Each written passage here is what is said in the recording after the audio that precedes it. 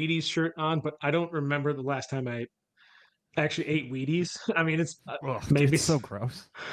yeah, exactly. Like probably since I was a kid. Like I don't know who even eats Wheaties unless you put like a bunch of sugar on it. It's gonna be terrible.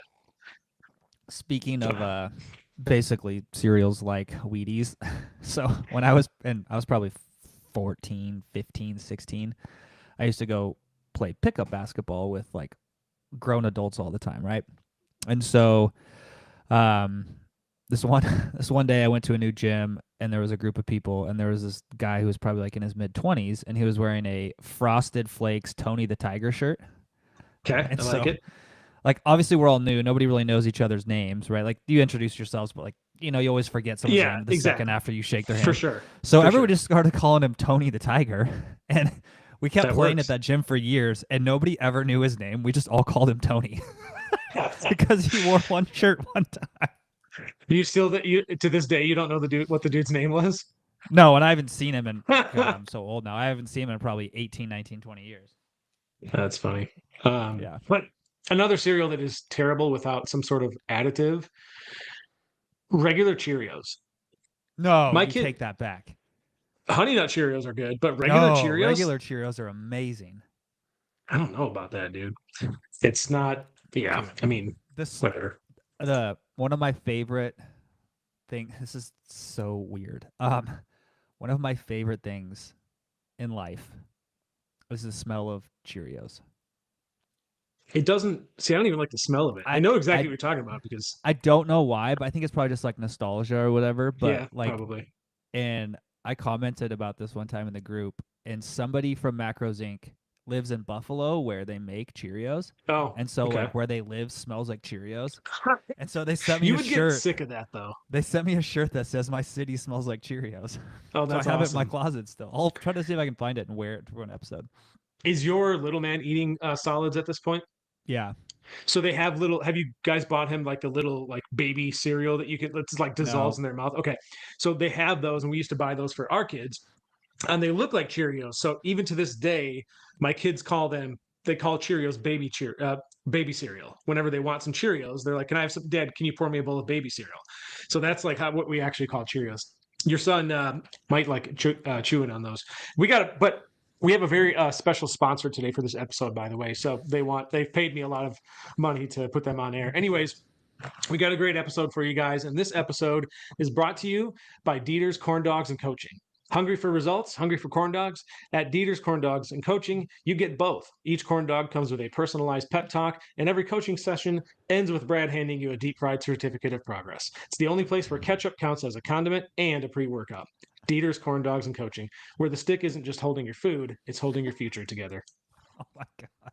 You just give these to Chat GPT and just say make some I stuff up. Yeah, I'm basically like, here's my idea for this ridiculous service or product. Please write me a radio ad that I can Dude, roll with. So there you go. these have now become the highlight of my week. Yeah, That'll they're tell you the gonna. quality of my life right now. That's the highlight of my professional week. I'm glad I could put put a spark in there for you. Okay, So funny. we do have a sweet episode for you guys. We're going to talk about the psychology of change. Let me also put this out there. If anyone has ideas for future podcasts that you would like to see, please email me, Dylan@macrosinc.net. Because it's hard to come up with a topic every single week that we haven't already talked about after a while. So we might, not that there's anything wrong with going back to talk about things we've already talked about, because there's going to be people that never heard the earlier ones and such. But hey, if anybody has something specific that they want us to talk about, just shoot me an email. I'm open to ideas. We have the next few ones mapped out, but beyond that, we're kind of an open book. So send me an email if anyone has any ideas, and that goes for any point. Even if you're not listening to this live, if you're listening to this on a recorded podcast, shoot me an email if you got questions. All right, we're going to dive into this. This is about the psychology of change, and basically, I put this. So we talk a lot about what it takes to change a lot of things, whether that's yourself personally. Here at Macros Inc., behind the scenes, we talk a lot about what do we need to change from a business perspective and the things that we do behind the scenes to work with clients, right? How do we change more lives? How do we get more people through the door? and how do we, change our business for the better. So there's both personal and business. Obviously, today we're going to talk about the personal side of things, but there's a psychology behind it and a type of thinking that it's difficult to actually practice all the time, but there is sort of a framework to kind of get yourself into that mindset when we talk about the psychology of change and like how to actually change yourself. So I think most people already know the basics, right? And the basics are to, if you want to lose weight, we're speaking to our audience, which most people want to lose weight and get healthier. The basics And are look eat better. and look better, right? You want it. The basics are everybody knows you should eat better, move more, maybe get some better sleep.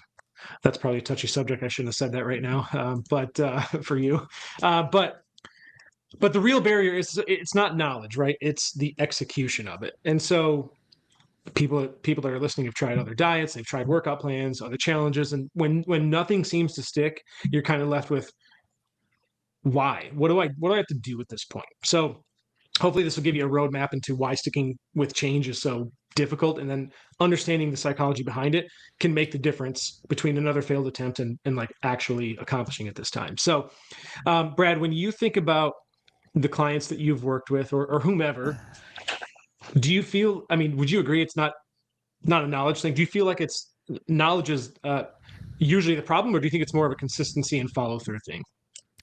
Um, Man, way to start the episode with just a Right out the difficult gate. question. So let me start this episode by saying I am not a psychologist.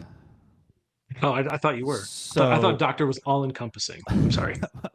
most of what I'm going to say here is personal opinion, experience, my read of the literature I've read, which, to be honest, is a very small portion of the psychology literature. I've read way more of the like nutrition science literature than psychology, and my own opinions and Yeah, and biases. And well, and so, you can speak personally too. Your yeah, personal perspective is any valuable.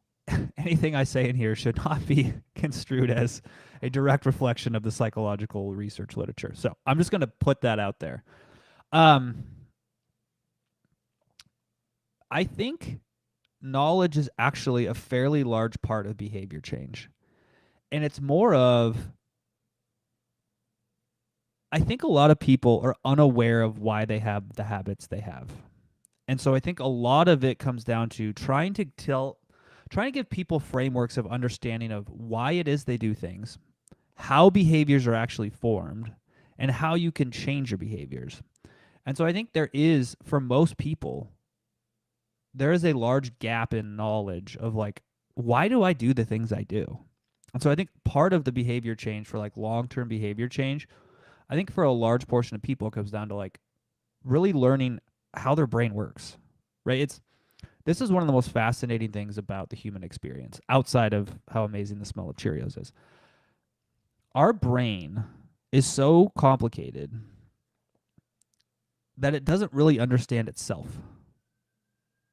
And that's a weird thing to do, to live, to experience. And so I think a lot of us just go through our lives and don't really think about, oh, why do I make the decisions I make? Why do I have the habits I have? And it takes some level of like paying Reflection. attention, introspection, Yeah. learning, to really understand why it is how our behaviors change. And part of it is like practical applied knowledge, and part of it is like kind of understanding the neuroscience, right? We know that behaviors get wired into your brain from like a structural neuron Yeah. like wiring together perspective, and then also like a neurotransmitter, habits release dopamine, like serotonin, things like that. Again, I'm not a neuroscientist, but like we know that there's like both of those things together, and that's a big part of change. Now, what's been really interesting to me is I have worked with people across like the full spectrum of what you can imagine on the like nutrition, habit, lifestyle. Like I've worked with the people who have 300-400 pounds to lose. I've worked with the average person who needs to lose, not needs, who wants to lose 20, 30, 40 pounds. I've worked with the people who are trying to become special operators and like work in extreme environments and under extreme stress, and they have to change their behaviors. I've worked with professional athletes. Like I've kind of seen the whole spectrum. And what's most interesting to me is it almost doesn't matter what quote unquote demographic you come from. Change is hard for everybody. For sure. And so I think it's like just understanding that no matter what your starting point is like it can be hard to change. And again, this is my experience, so this could be way off from the literature base. And I recognize like experiential anecdotal knowledge is terrible. But what I've seen is like if I were to take 100 people, 1,000 people, 100,000 people in every group, there's always going to be the top 5% of people who behavior change is fairly easy, right? Like you just tell them something happens, they're like, my whole life is changing overnight. There's the bottom 5% who like you need some like drastic intervention of like lock them in a room and the only thing they can do is the behavior you want. Yeah. That's not advice. I'm just saying that's an example. And then like the middle distribution of people is like ranges from it's a little bit easier to a little bit harder. And so just realize like that's just how this goes. Interestingly, and you're right, I think neuroscience is really fun to like learn about and kind of have some sort of, you know, minimal understanding about. But what's interesting to me is when you really look at, so what was it that you said about because this is what got me to think of it, like essentially your brain is wired based on like how you behave and the things that you do, right? So like that means that you can go intentionally do other behaviors even if they're not like things you normally do, and you can consciously and repeatedly do them, you know, even if you don't particularly enjoy it, and that will change your brain, right? Because it's transactional, right? Like basically what you're saying is our brains and our physiology responds to the stimuli that from the environment, right? We adapt to the things that we put, the stimulus that we place on ourselves. That's why the, you know, call it the brain, call it the self versus the environment, is transactional. We shape our environment and our environment shapes us. So if you want to change your behaviors, you can literally do that by just consciously going to do it. And eventually it just kind of becomes automatic, right? Like initially it doesn't feel automatic, but like you can sort of fake your way there, so to speak. And eventually it's like, well, I just do this now, right? And that's sort of transactional Yeah, because you rewire your brain just by doing that. And now you've got a new stimulus and now you've changed. yeah. I mean, we can actually, man, there's two things I want to say here, and I'll kind of take them in two pieces. We can actually look at what's currently going on in AI and how we've built the current version of artificial intelligence, and it's actually a relatively good model for human behavior, right? So for people who maybe don't have a good grasp of how AI works, and again, I'm not a artificial intelligence person, so my understanding is very basic, but basically the way that these algorithms work is you give it a huge amount of, we call them like nodes or weights, and think of like every single one of them as a neuron in your brain, right? You feed it a ton of data and then you ask it to do something. Mm-hmm. And so the data is your environment. It's all the stimulus that it receives, right? And the AI model is your brain. And the question you ask it or the thing you ask it to do is the behavior. And then what you do with the algorithm is you either reward it for being right or you punish it for being wrong. Yeah. And punishment is like you just don't give it a reward or you tell it it's bad. Like there's that's a whole subset like that. But and then what happens is it adjusts its thinking and its behaviors and its answers based on how good the reward is. This is and we adjust our behavior based on the reward. One of the best, funniest examples of this, and this goes to show like how the external environment or people giving you cues can change your behavior. Did you ever watch The Big Bang Theory, the show? Some pieces. Dylan? Yeah, but can you hear me? Okay. Did it freeze? I think he just got kicked out. Let me. He is having connection issues. Hang on. Let me text him. Sorry, technical difficulties. Let's see. Texting Brad. I'm not sure what happened there, dude. Somehow it just got you. Just got you were gone. It kicked you out. It didn't like my answers. I guess not. The AI heard me talking bad about it. So Yeah. So there's an episode of the Big Bang Theory where Sheldon, who has this like, just such a quirky personality. Penny, their neighbor, is at their apartment all the time, and so Sheldon is trying to train her behavior to be more of what he wants it to be. Okay. And so every time, like Penny obviously engages in 100 behaviors in an hour a day, whatever. Every time she does something that Sheldon wants her to do more of, he offers her a chocolate. Okay. And so by the end of the episode, she's like doing everything Sheldon wants her to do while she's in their apartment hanging out with Leonard. And that is exactly like, it's Pavlov's experiment. I was just going Like, to say Pavlov's for sure. It's such a fundamental part of how we build habits. Like, and if you look at all of the books on habit building, etc., like James Clear's book, some of the other books Atomic on Habits, yeah. It's all come down to the same thing, right?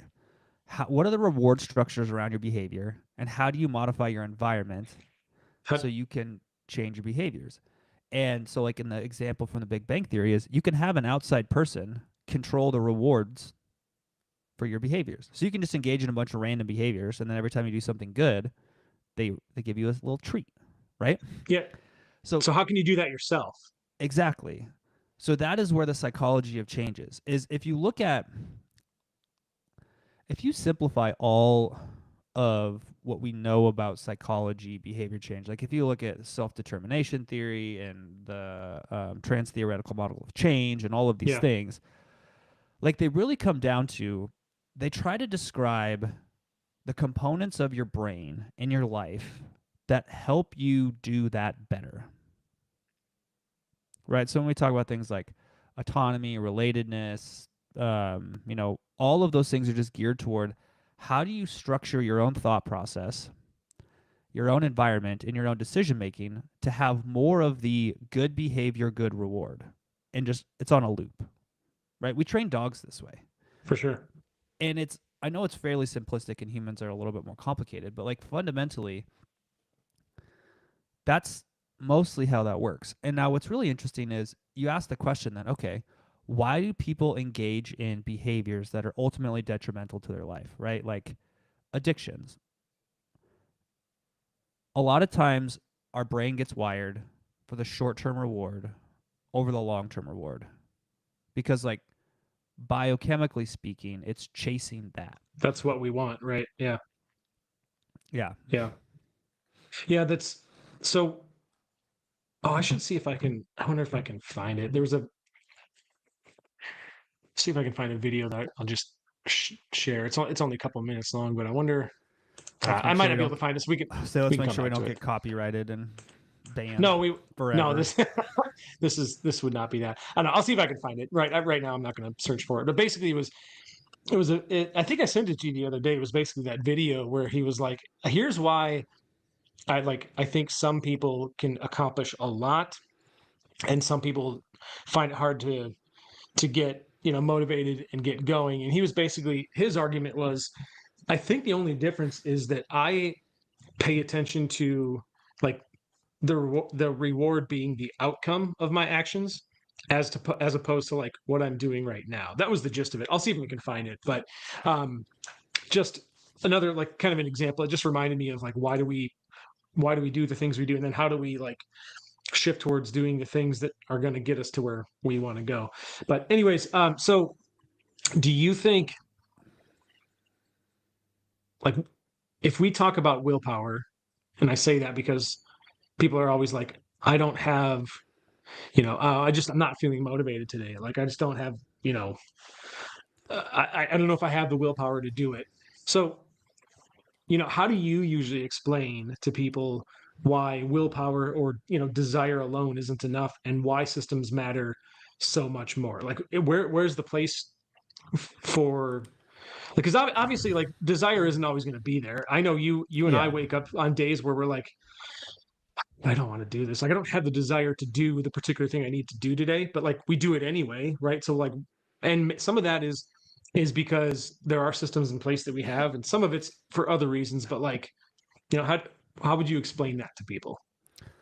Um, Man, and again, this may be a very hot take that is not even remotely close to what's shown in the psychological literature, but I'll just give you like a heuristic about how I think about some of these things, just personally.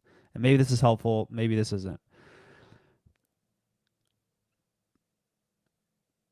If you think about a concept like willpower, desire, motivation, how much do you actually have control over those things? Right? Like, can you just summon it up and be like, oh, yep, I have 90% willpower today, I have 10% willpower today? No, just kind of like is the result of everything going on in your life, right? The same thing with desire, right?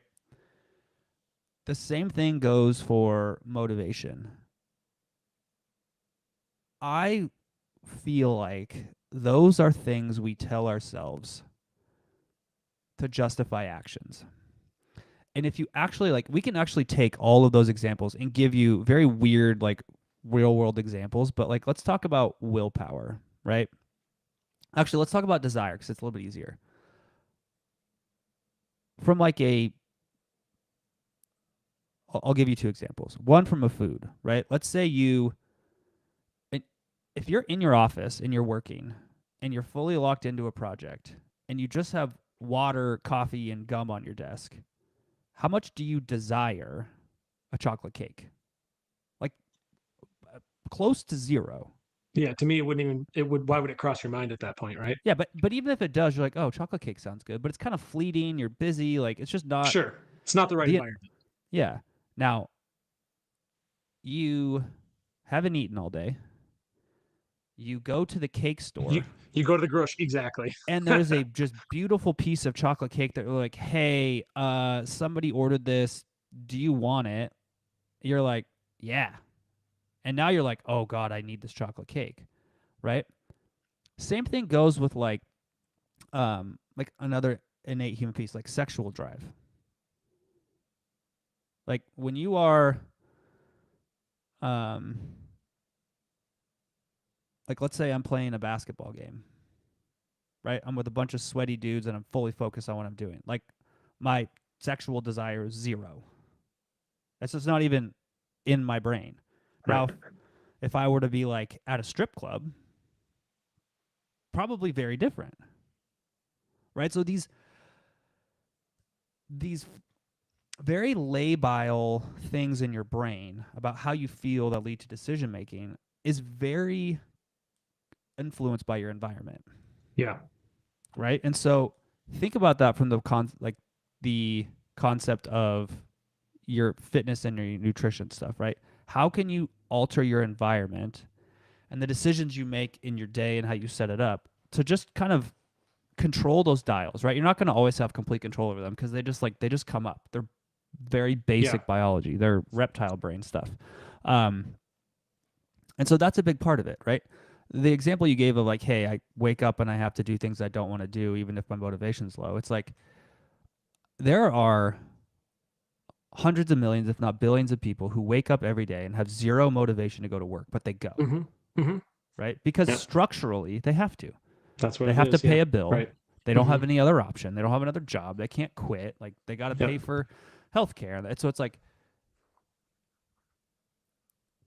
these are ideas wrapped around like how we understand how the brain works. So like how do you structure your life to where you take as much of these things out of it as possible? And So once you do that, then you start to get into the nitty gritty of like, okay, well, if I've done all these things and I still don't feel like going to the gym, how do I get myself to go? Like, I think the first step is like looking at the layers of how your life is set up to try to make this more effective for yourself. what about this? I think some people change or try to change because they think if they live a particular way or if they change their circumstances, they are going to be problem free. They're going to get rid of their problems by doing this, this, and this. The reality is, and I can't remember which book it was that touches on this, but basically it's like, look, if you're doing something in order to get rid of your problems, that's never going to happen. What happens is you end up with different problems, right? So your goal when you're trying to, we talk about the psychology of change. Your goal is not to eliminate your problems. Your goal is to craft a life and circumstances that give you problems you're willing to deal with, because you're never going to be problem free, right? It's like, Yeah. does the positive outweigh the negative, right? That's the goal. And so when we think about trying to change, it's like, what is the actual goal here? What am I trying to do? Am I trying to change because I think I'm going to have zero problems, or am I just trying to make a better life and make my problems less severe?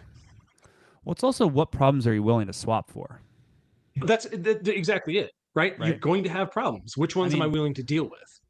let's say I have a money problem where I can't pay my mortgage today, right? Okay, someone gives me $10 billion tomorrow. I got a different set of problems. For sure. One, Yep. how many phone calls am I going to get asking for something? Yeah. Two, I got to explain to the IRS where 10 billion came from. Three, what do I do with this capital? How do I raise my kids to deal with this money? Like, Yeah. you're always going to be finding the next problem. Like, if we relate this directly to like health and fitness, okay, let's say you have a struggle with your body weight and it's specifically tied to the amount of food you eat and the quality of food you eat. Okay. Let's say you solve every dietary problem you have, right? And now you've lost weight, you've reached your goal weight. Well, now the problem is you look in the mirror and you don't look exactly like you thought you're going to look. Right. Right. Okay. So now the problem is, do I like jettison the rest of my life to go chase the perfect body? Do I live with how I currently am and just like have this level of defeatism the rest of my life? Like, you're always trading a problem for a problem Exactly. because that's human nature, For sure. right? I saw a quote one time. I don't remember like it verbatim, but it was something like, if we all threw our problems into a pile and saw everyone else's, we'd grab ours back. Like, it's just, it Yeah. was an interesting way to think about it, right? So okay, so we let's kind of relate to a little bit more about how this crosses into fitness and nutrition. That's what our audience is, right? So I think there's a couple triggers, reasons for people that change, right? One, like some people, actually some people just, especially as you're approaching, like, I mean, your 40s, right? I'm relating personally, but like some people get to this age and they go to the doctor for a checkup, and a doctor's warning or a health scare kind of it's like, you got to start making some changes right now. So sometimes a trigger for wanting to change is something like that, where it's a little bit more dire. A Otherwise, it's precipitating event. right. I think that's what they Or call it in the literature. yeah, so like, could be something like that. Other people might like, maybe it's just an emotional thing where they look at a picture and they're like, damn, I don't like the way I look, like, so I'm going to change, right? So maybe practical life reasons. Maybe you just want more energy to play with your kids, or I got to manage my stress better, or what it might be, whatever it might be. You've got external motivators, which are like, or let's say short term, outside focused, like, I don't know, like you want to fit into an old pair of jeans or something, or you want to look good for the upcoming vacation. Then you've got internal motivators. We've talked about that before, right? So like your long-term identity, like this is identity driven, right? So you want to feel strong, you want to feel capable, you want to feel like you're in control. But it's the external motivators that can spark action, right? But the internal motivators, more often than not, are the things that sustain it, right? Yeah. So between external and internal, like, what do you see actually leading to long-term results in the people that you've worked with or coached? So again, Yeah, just personal, just personal experience. Maybe nobody should listen to this episode. This is one of the areas where I feel like what we have learned about psychology and then how it's applied in the actual real world, there's a fairly large gap. So, for example, like you just brought up a perfect example. External versus internal motivators, and how internal motivators are better and they're longer lasting, blah, blah, blah, blah, blah. I mean, I think the reality is if you start any sort of process with trying to change your life with chasing the optimal way to do it, it's going to be a mess and you're never going to get there, right? You're never going Because to get like, off the ground. let's say I'm like, oh, well, the only way I can sustain this is if I have perfect internal motivation and internal locus of control and I'm doing this for the right reasons. Never going to It's happen. like, one, it takes a long time to get there, like a long time. So why would you just wait to do that? I think the other piece is like, to go on that thread, use what works. And everything is different, right? Like external motivators and like maybe less than morally perfect reasons are sometimes the most effective. Like the revenge/rage body, right? Like you get divorced, so you're like, I'm gonna be the best version of myself. And you're gonna, yeah, right. Well, why is that? Why should we say that's not great, right? If you want to be successful and you're coming from like a place of like, I feel inadequate, everybody's making fun of me, I'm gonna go make it in the world. Like, sure, that's not ideal, but if that's what you have, go for it. Yeah, right. Yeah. Now, along the way, it's like, okay, I realize this probably isn't the like optimal way to get myself out of bed every day for a decade of my life. So let's start like trying to pull some of those tools in. But we shouldn't tell people that these are not valid tools, right? It's like, oh, well, you shouldn't use external motivations. Like, if your goal is like you want to show up to your next family holiday where you see your ex spouse or whatever and you look so much better than them, like, okay, use that. Let's get started with that. And then we can figure out like, how do you sustain this long term? How do we turn this from rage into like self-love and healing? Like that whole journey is not a let's solve this up front. Like, let's get going. Because a lot of that's going to happen along the way. You're going to be like, oh, I have become someone who's capable of doing things I don't really love doing for the outcome. Oh, yeah. I actually do feel proud of myself. Oh, I've come to a place of like loving myself. Oh, it's just like, that's all a journey, right? It's trying to say, hey, if you want to be a billionaire, think like a billionaire, and you're broke. It's like, well, okay. There are some skills you got to learn along the way, and there's some experiential knowledge you have to pick up. Yeah, I mean, you're basically saying, look, whatever gets you going, that's the subjective part, right? It's not like there's like here's an objective list of things that work to get you going, right? That's the personal subjective part. What you're right. What you're saying is there is, however, once you get going, there is optimal framework and an optimal way of thinking and going about, about and like I still feel, again, I feel like chasing optimal for most people is a hindrance more than it is a benefit. What else would you call it? Because I do think there is a framework. I don't know what word you want to use. That there is probably some sort of optimal way. Head in the general direction. Okay. Right? Like, to go back to example, if the revenge rage body is the direction you started, let's maybe head towards the direction of, let's try to pick up some internal motivation and some self-love along the way, right? And head towards that direction. But we're not going to just like, everything we do is trying to optimize to this thing. I'm going to read 1 million self-help books on internal motivation. I'm going to go to all these classes. I'm going to be like really upset with myself when I feel these things in the back of my head come up about, oh, it's still physical. It's still because I want to look good. Like, I think we over-index on like chasing what is the best way to do it. That's probably true. And this is coming from someone who's like written about this. Like, hey, these are the optimal ways to do things. Like, these are the directions you should head. But then also like working with people is, your life is going to change all the time. Yeah. And you have to be able to grab the toolbox and use what you can. Well, so it's sort of like everything in my life comes back to basketball, which I'm sorry. But like when you're playing a game, there are maybe times, we could get some F1 analogies going forward. I mean, most I've ever done is drive a go-kart, and I'm okay. Fair. I'm like, to borrow a phrase from the kids these days, I'm pretty mid at go-karting.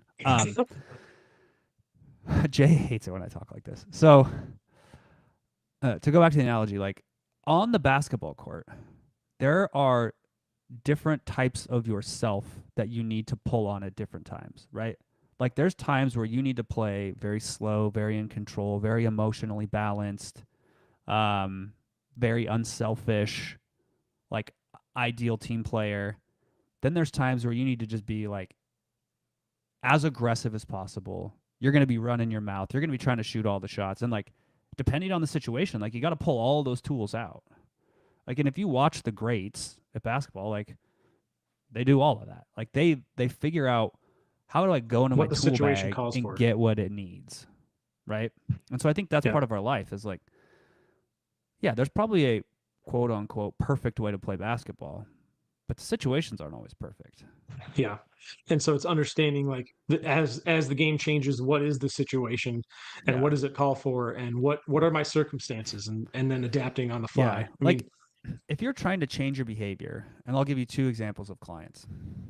You've got somebody who has a very stable job, a very stable family. They have good self-talk already. You know, their life is relatively low stress and they've struggled to like just maintain healthy behaviors and they have about 20, 30 pounds to lose. Right. And for them, it's like, hey, they can get started, but they like kind of lose motivation and they can't really like seem to get it right. Like that's somebody where it's like, okay, well, let's look at the internal factors of why this is going on. Right. Okay. Let's start maybe with some internal motivation, internal locus of control strategies. Like, why do you feel like you can't sustain this? Like, okay, that's one client. Another client, 150 pounds overweight. They just got out of a really bad relationship. Their job is they just got fired. They are in a financially really tough spot. Like, the last thing I'm going to do is put that person on a like, let's look at your internal motivation and your internal locus of control. For them, it's going to be like, okay, the situation we're in right now, like from a health perspective, is not great. From a life perspective, it's not great. What tools do we have that we can use to pick you up from your bootstraps and get you going? mm-hmm. And at that point, it's like, let's just explore the tools and let's lean on those for the first 6, 8, 12, 24 weeks. And so that's like what we really talk about when we're like, okay, how do we change your behaviors? we really do. Like it's just funny because the nutrition, like the actual nutrition piece is such a small part of what we do. And a lot of it is just so much exactly what you said. And I think if if people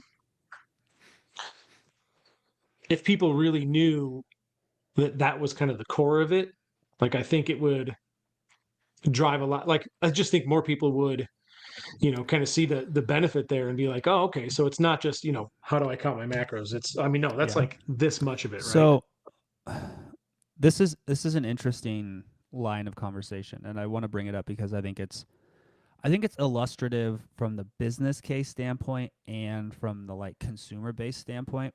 So I've been leading a series of focus groups with people in the Macros Inc. community, like short-term clients, long-term clients, people who haven't signed up yet. I'm just trying to like better understand things. And one of the things that has come out, especially in clients who've been here a little bit longer, is the reason they get so much value and they stay for, and we have clients who've been with us for 8 years, right? Yeah, right. Is the response is the coaching is about my life. It meets me where I'm at and everything's individualized. Like it's not like, hey, do A, then do B, then do C, no matter who you are. It's so individualized, which is how you actually help people, right? For sure. But the hard part of that is if you look at the businesses that have tried to do individual one-on-one coaching, nobody has scaled to the like size of Apple, who's like the monopoly who runs the world, right? Right. And it's because if you try to take the model of here is the prescription, here's the algorithm, here's what everybody does, you can get on the hype train and probably spend a ton of money marketing and get the company to a big size, and it's just going to fall off, right? Why do you say that? Like, what do you mean fall off? Because like they're going to peak and then they're just going to crash. Because they'll go through all of the potential clients that they could have bought with advertising. I see. People will realize, oh, this doesn't really work for me. Right. And then they'll leave and they'll go to something else, right? So that's the business side. Now, the personal side of this is as humans, we are always looking for what is the easy system to solve. So most people are going to go, oh, I see that app. Oh, I see that diet. Oh, I see that exercise bike. Oh, I see, like, and if you watch consumer behavior in the health and fitness space, that is exactly what you see. Every major company goes through like the boom and bust, right? I mean, look at, just go back. You've got the Jenny Craigs, you have the Weight Watchers, you have the Bowflex, you have the P90X, you have the Billy Blank's Tybo, you have Peloton, you have Beachbody, you have, like, there is a graveyard of this. And that will probably always be the case. Yeah. Right? And so that model, that financial model, is get in early, try to get as much share of the company as you can, and sell it when it's at its peak. And the collateral damage, who cares about the people and who cares about the investors who lost money because I made mine? Like, that sounds terrible. That is how it goes. Like, I have seen the P&Ls. I've been in the conversations with like the investors. Like, I know how this goes. And so when you think about like what it actually takes to get people to get to where they want to go and change, like, you have to find ways to have conversations with people on an individual level. That's really interesting. We'll have to talk about that some other time, but that's just, that's a conversation for a different time, but really interesting. That's a good point. In the interest of time, because we've got about 15 minutes left here, there's some other things I wanted to cover, but I think when you talk about like trying to, let's go to a few of the, I'm trying to think how I want to say this. A few of the strategies that we've talked about in our episodes in the past, and that other people have talked about, like, you've got habit stacking, right? Mm-hmm. You've got an identity shift.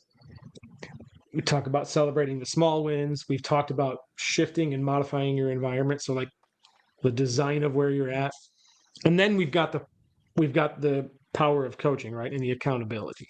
So it's, when it's, well, let me back up for a second too, because I have a question for you. But the habit stacking part, so just for anybody that isn't aware, like, essentially you're attaching a new action to an existing routine, right? So, like, for example, if you drink water, drinking water right after brushing your teeth, or maybe you, like, your coffee's brewing and you're going to do 10 push-ups or something, right? Like, that's habit stacking. Identity shift is like, I'm moving from I'm on a diet to I'm a healthy person. That's one example. The importance of celebrating small wins. It's like, if you celebrate early, you can, like, I don't know, like, I hit my protein goal for the day. You'd be surprised at the small wins that can create momentum for people and like start to build their confidence. Then you've got environment design, like, which is structuring your surroundings to support the goals that you're going for, right? And then again, when we circle back to the accountability and the coaching pieces, you've got someone to check in with, someone who can help you adjust things as your life unfolds, because it's dynamic, and they're there to provide that encouragement to, when you want to quit, when obstacles hit. Essentially, coaching just accelerates your progress by removing a lot of the guesswork and like helping you do the things that would have otherwise taken you longer. So the reason I recapped all of that is, if you had to pick one of these strategies, whether it's habit stacking, the shifting of identity, your environment, accountability, whatever, what do you think gives people the biggest ROI for most people? Can I deflect that question and try to answer it in a different way? 100%. Okay. Because I think the way you ask that question is actually why people end up not having like full-time habit change. So, you brought up a lot of things, and that's a lot for people to try to think about. We're like, okay, I got to stack my habits. I got to do identity shift. I have to do all of these things, right? The average person who's so busy and has so much going on, trying to add all of that cognitive load to optimize what they're doing is a big ask. Too much at once, right? So, I mean, obviously I'm biased, but this is why I think coaching is really valuable. You can offload most of that to your coach to handle, and they just kind of give you the prescription, quote Yeah. unquote prescription. I'm not actually saying we're prescribing anything. That's outside scope of practice. But like realistically, that's what's happening. So let me take all of the things that you mentioned and wrap it into like a framework I think people can understand. Changing your habits, if you take, this is my view of the larger literature base, outside of like really big psychological issues, there's 3 components to what you mentioned. There is lowering friction or lowering barriers. Mm-hmm. So things like habit stacking, like you're already doing something, so let's not make it harder to do it. Mhm. Increasing reward or aligning reward, so you get good feedback when you do the thing you're supposed to do. And your like perception of yourself and your identity, right? Which is like self-talk, motivation, like all of those things wrapped in. So it's really 3 things. And in my mind, those come down to like 2 actionable things. It's your environment and it's the systems you set up. And so when I talk about environment, it's like it's the house you live in, the things in your house, the city you live in, the coworkers you have, and the friends you have. Let's talk about the identity piece. If all of your friends that you hang out with talk bad about themselves, talk bad about their spouse, all they do is gossip, and they spend their weekends at happy hour and bars and festivals and things like that will become your identity. For sure. Right? That's your environment. It's really hard to be the one person in a group of, as an adult, I think you have like 2 friends, right? Like that's my life. Like I have one. You're are you counting me? Am I your one friend? Yes.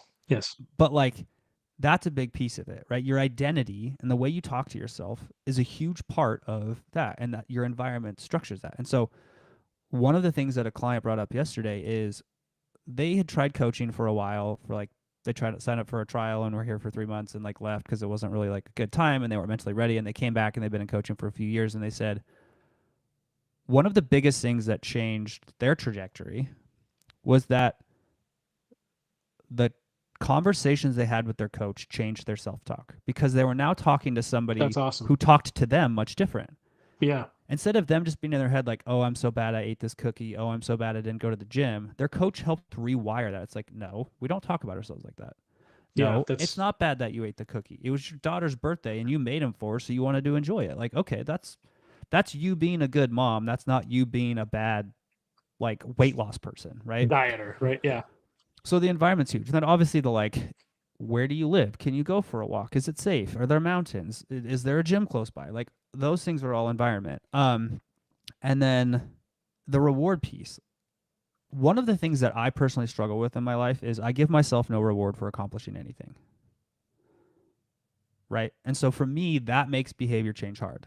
Like if I go to the gym, my mind is not like, hey, good job, you did this. Give yourself a reward, whether that's like an actual reward or just like the mental congratulations. For me, it's more like, okay, I did what I was supposed to do. And I think for a lot of us, trying to rewire the fact that we know reward is important. Try to avoid the, oh, I should have just done this. Like try to find ways either structurally in your self-talk to like actually reward yourself with doing the things that you want to change. And so if you kind of break it down, like that's what it comes down to. It's environment and systems.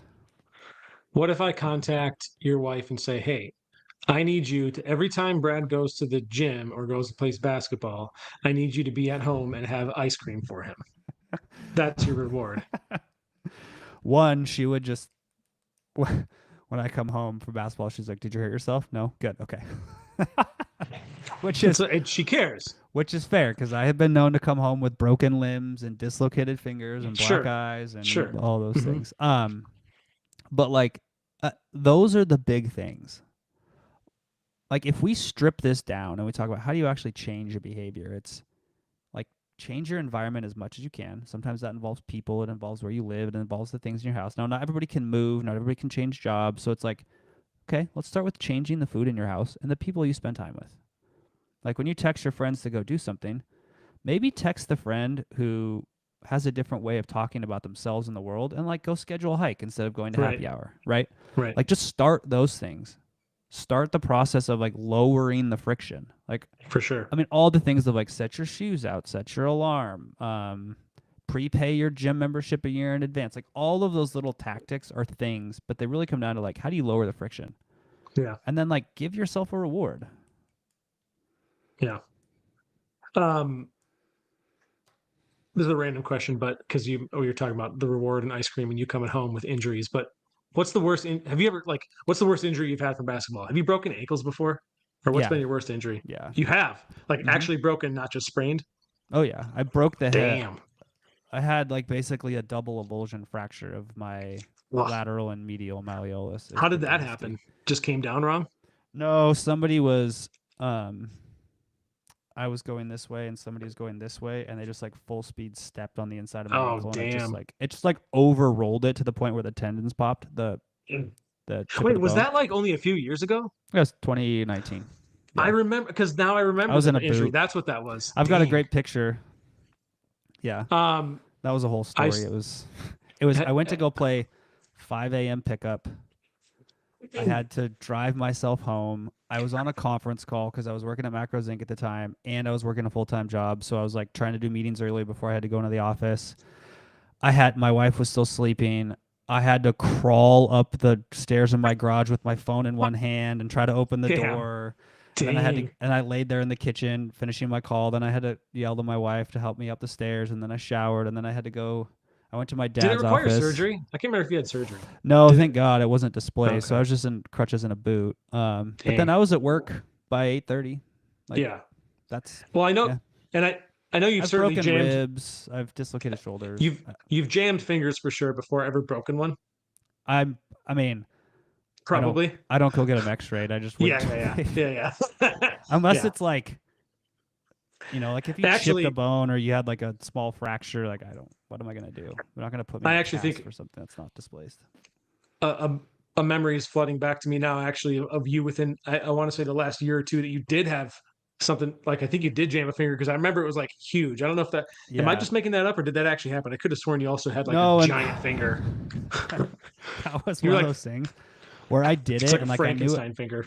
I knew it was bad, but I was like, it's fine. So like because I've jammed my fingers before. It just happens, yeah. And so I just like went home, showered, whatever. Didn't think much. Like I didn't ice it like an idiot. Like I just kind of just kept on with my day. And the next night I was sitting on the couch. And I was like, God, my finger really hurts. And I looked down, and it was so swollen that I was like, I wonder if I have compartment syndrome. Oh yeah, now I remember you saying that. Because it felt like the skin was gonna split. So I like iced it, and I was like, if this isn't down by tomorrow, I might have to go get this like for sure because I don't want my finger to die and fall off. So that was for sure. It wasn't compartment syndrome though, right? No, I put ice on it. And it was fine. I mean, the swelling went down, and it was a little bit better the next day. I think I did find the video, by the way. So before we end this video, because we have a couple minutes, I want to see if it's not a funny video. It's actually, I know every time I say that I am going to like share something, Brad's like, oh God, what the hell are you going to share? Your track record is not great. Hey, I'm trying to change that. Okay. But it starts with trusting me. Okay. Here it is. I like this video. We'll see how everyone else enjoys it. Please do not take us off YouTube. What if laziness is a habit of thinking about the cost of things or the effort instead of thinking about the payoff? I'm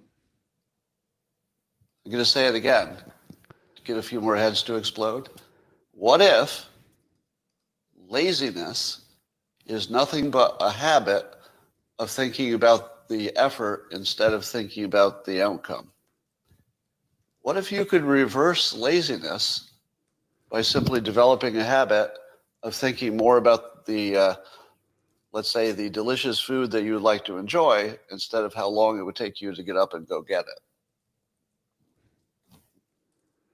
So, but the real question is, if you were to test this at home and try to see if you can think more about the good outcome and less about the work, would you get it done? Why is it that people have a second child? Why does a woman who goes through this awful, awful childbirth Great question. No idea. have a second child? Don't they always say the same thing? If I remembered how bad this was, I wouldn't do it again. Right? So the not thinking about the effort is vital to actually the survival of humanity. If we focused on how hard it was to have a baby, you just wouldn't do it, or you do too little of it. But if you focus on how awesome it would be to have a family, well, there you go.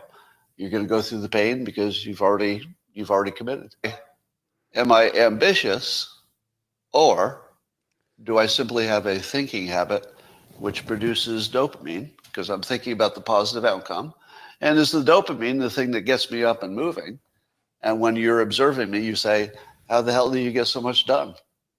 Right? And how do I do it? I think it's just this. When I think of all the things I do, I think about them in terms of their benefits. So here's your tip. It's going to change some of your... Anyway, that's the video right there. But just interesting, right? It's what we've talked about. Here's the other perspective on that too, is we've all done things where it's way less horrible than we thought it was going to be doing the process. Yes, right. And the outcome is permanent, right? Like this temporary process that's not as bad as you thought is temporary. The outcome is permanent. Like, I mean, I get it's not like permanent forever, but it's like it's much more lasting than it's the there process, now, right? It's like, yeah, you know, it's like, oh God, if I had to build my house from scratch, that's a lot of work, but it lasts until it burns down or gets decayed away, right? Like, I don't ever. Speaking of that, I hope I don't ever have to build again because it is a giant PIA. Like it's not, and it's so expensive right now, and it's never going to get cheaper. And no, that's the thing. Like, what are our kids going to do? Like in 20 years, like, man, are they even going to be able to afford a house? Set up a trust for them, so hopefully there's like $20 that they can buy themselves a latte when they're sad they can't buy a house. That's my strategy.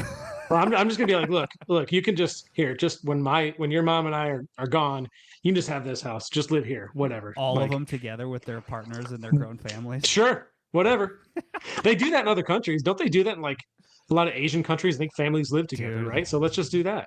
I mean, they're smarter. They're smart about it. Part of it they're is just economical. Like American culture and how we've all like lived our lives. But if I had to move in with my wife and our kid and my mom and my dad and my sister and brother-in-law how and their long kids would you and survive? my wife's sister, 10 minutes. I would be in a tent outside. Like you would be in a tent outside. I love them all, but like, dude, I can't. No. You would. I could see you being like, you know what? I need to grab my cyanide pills right now because I can't. I don't want to do this anymore. No, that would be way too much.